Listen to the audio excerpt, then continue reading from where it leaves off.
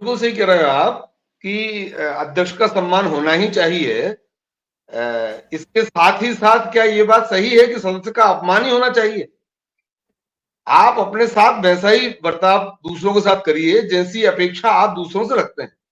मैं बाहर का रास्ता बता दूंगा, मैं 150 लोगों को बाहर कर दूंगा, इस तरह की चीजें हैं जो पिछली बार इन लोगों ने किया। विपक्ष के लोगों को बाहर करके बिलों को पास करा लेना, क्या वो ठीक था? हमारे यहाँ पर मुखिया मुखसो चाहिए खान पान को एक, जो लोकसभा अध्यक्ष है या राज्यसभा का अध्यक्ष है, उसे पक्ष और विपक्ष के बीच में सामंजस्य बनाकर और एक सा व्यवहार रखना चाहिए।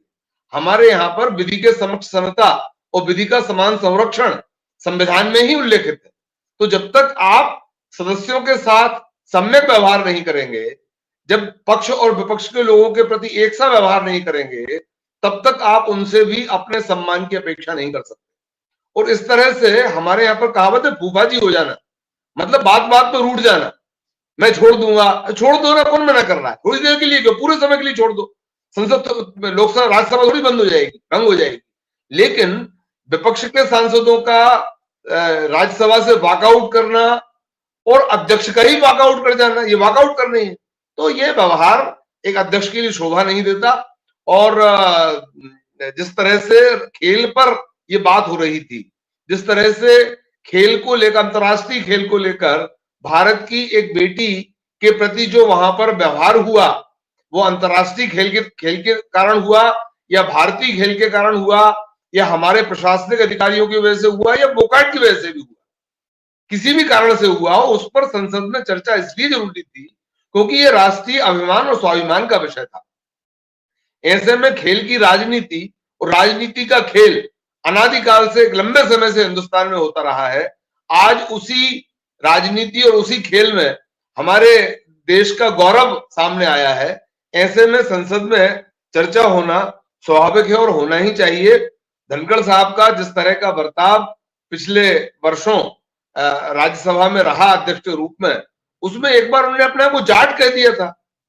जब एक अध्यक्ष को से यही अपेक्षा नहीं की जा सकती कि वो एक पॉलिटिकल पार्टी का मेंबर होने के नाते भी कोई व्यवहार करे, ऐसे में उसे विशुद्ध रूप से भारतीय होकर व्यवहार करना चाहिए। संसद के राज्यसभा के एक सदस्य के रूप में व्यवहार करना चाहिए जबकि वो अध्यक्ष हो जाए।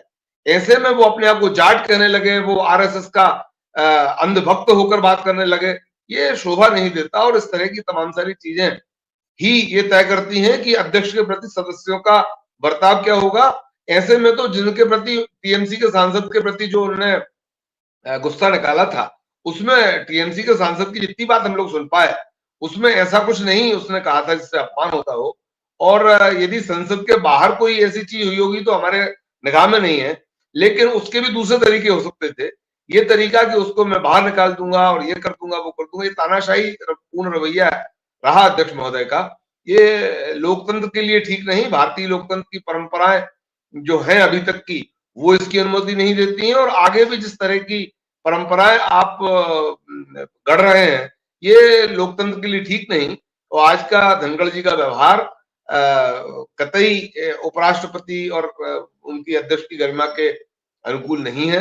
वो किस बात से नाराज थे, इस बात से तो नहीं थे ऐसा लगता है, वो किसी और बात से नाराज थे जो खुन्नस उनकी यहाँ पर निकल गई। और बाद में फिर विपक्ष ने भी वॉकआउट कर दिया खेल की राजनीति को लेकर।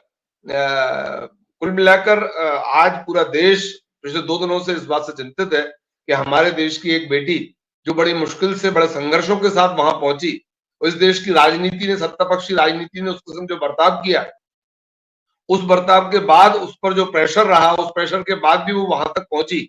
वहां पर वो जिस तरह से सेमीफाइनल में अपने आप को निकाल के ले गई, उसके बाद उसको 100 ग्राम वजन की वजह से बाहर किया गया। वो 100 ग्राम वजन उसका क्यों बढ़ा, कैसे बढ़ा, डाइटिशियन क्या कर रहे थे, मैनेजर्स क्या कर रहे थे, इन तमाम सारे विषयों पर बातचीत होनी चाहिए थी, खुलकर बात होनी चाहिए थी।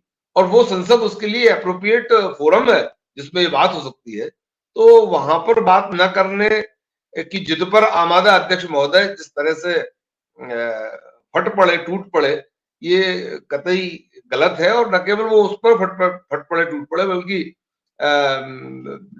उसके रमेश जी पर भी उनने कहा कि आप हंस क्यों रहे हैं, मुस्कुरा क्यों रहे हैं। तो हंसना मुस्कुराना कोई जरूरी नहीं उन पर ही हंसा हंसा मुस्कुराया जा सकता है। किसी भी बात पर कोई मुस्कुरा रहा हो तो मुस्कुराते हुए आदमी को तो टोका ही नहीं जा सकता। तो अध्यक्ष जी का ये बर्ताव असल में अलोकतांत्रिक है, असंसदीय है और उनका विपक्षियों के प्रति जो बर्ताव रहा उसका प्रतिफल है। और आगे से भी मुखिया को मुख जैसा बर्ताव करना चाहिए। मुझे उम्मीद है कि आज की इस घटना से वे कुछ समझेंगे और विपक्षियों के प्रति भी वे नरम रुख उतना ही रखा करेंगे जिस तरह से वो पक्ष के प्रति नरम रुख थे। जी धनखड़ साहब कितने बिल्कुल ये नियत का सवाल है और जो परिस्थिति जन्य साक्ष्य की तरफ आप इशारा कर रहे हैं वो यही बता रहा है कि जब हम किसी की असफलता पर उसको सहानुभूति करते हैं तो सहानुभूति करते हुए कितनी बार हम उसकी असफलता का मजाक भी उड़ा रहे होते हैं। तो किसी की सफलता पर उसको बधाई न देना और उसकी असफलता पर उसको सहानुभूति देना कितनी बार हमारी नियत का सवाल भी होता है। तो इसी पर आज पूरी राज्यसभा में भी जो बात हुई वो नियत पर ही सवाल था और हम सब लोग भी बातचीत नियत पे ही कर रहे हैं। जिस तरह से आरएसएस को लेकर तारीफ करना हुआ, प्रधानमंत्री को लेकर सॉफ्ट होना हुआ, अपने आप को जात कहना हुआ, ये तमाम सारी चीजें आपकी लोकसभा राज्यसभा अध्यक्ष होने के नाते जो नियत है उस पर ही सवाल कर रहे हैं। पूरा पैनल आज वही कर रहा है। असल में राज्यसभा को हम उच्च सदन कहते हैं, लोकसभा निचला सदन होता है। तो उच्च सदन जिसके अध्यक्ष को, जिसके पीठासीन अधिकारी को उपराष्ट्रपति का दर्जा प्राप्त है, उसको तो और भी ज्यादा संयत और भी ज्यादा नपातुला बोलने वाला होना चाहिए। दूसरा, वकीलों के साथ एक संकट तो है कि वे बोलते ज्यादा है और अध्यक्ष को, चाहे वो लोकसभा हो या राज्यसभा हो, अध्यक्ष को कम बोलने वाला होना चाहिए क्योंकि वो एक न्यायाधीश का पद है, वो न्याय निर्णय करते हैं। क्योंकि जब भी कभी कोई डिस्प्यूट होता है सदस्यता को लेकर तो वे न्याय निर्णय की भूमिका में होते हैं, न्यायाधीश की भूमिका में होते हैं, इसलिए न्यायाधीश कम बोलते हैं लेकिन वकील ज्यादा बोलते हैं।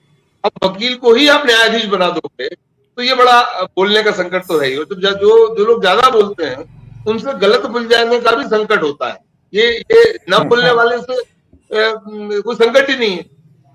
तो उच्च सदन में इस बात का ज्यादा ध्यान रखना चाहिए।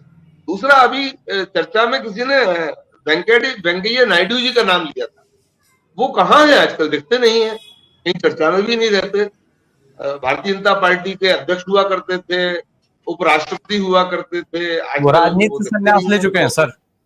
किसी को कहीं राजनीति से संन्यास ले चुके हैं वो। हाँ, मतलब फिर भी वो दिखते नहीं है। वो संन्यास ले चुके या बलात् लगा दिया, उनको पता नहीं। वो संन्यास ले चुके, उनको मार्गदर्शक मंडल में जाने की इच्छा नहीं थी, इसलिए उन्होंने स्वतः संन्यास ले लिया था। इसमें कुछ वो सोचना ही नहीं है। परिस्थितियां ऐसे पैदा करती हैं कि वो संन्यास ले लें। जैसे कि दिनेश फोगाट को परिस्थिति ऐसी उत्पन्न कर दी कि वो कुश्ती से संन्यास ले लें। ये संन्यास ले लेने का भी जो दबाव है, इनहेरेंट दबाव, वो काम कर रहा होता है।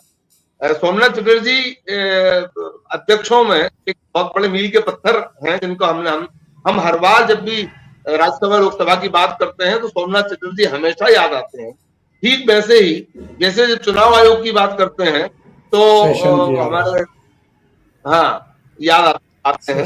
तो उसी तरह से सोमनाथ चटर्जी ने अपनी पार्टी लाइन के खिलाफ जाकर, अपनी पार्टी के निर्देशों के खिलाफ जाकर उस पद की गरिमा को बनाया था। तो आज धनखड़ साहब उस परंपरा के पद जहां पर लोकसभा और राज्यसभा में